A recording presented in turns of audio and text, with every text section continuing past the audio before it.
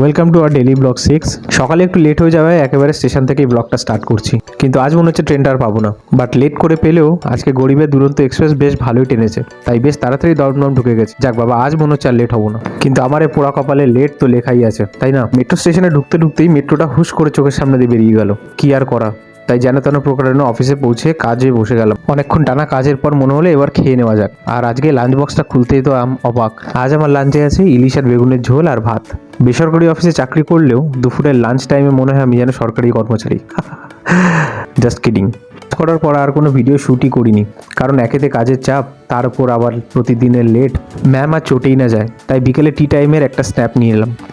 দেন দেখি আমার সব কুলিগরা একে একে বেরিয়ে যাচ্ছে। বুকে কষ্ট চেপে মুখে হাসি নিয়ে আমি তাই ওদেরকে টাটা বাই বাই করছি।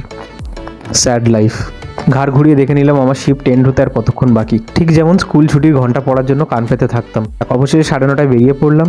দেন দমদমে নেমে এত রাতেই চপ কাটলেটের দোকানটা খোলা দেখে বেশ আনন্দই হলো। বেশ রিজনেবল প্রাইসেদের, তাই 25 টাকা দিয়ে একটা চিকেন রোল অর্ডার দিয়ে দিলাম।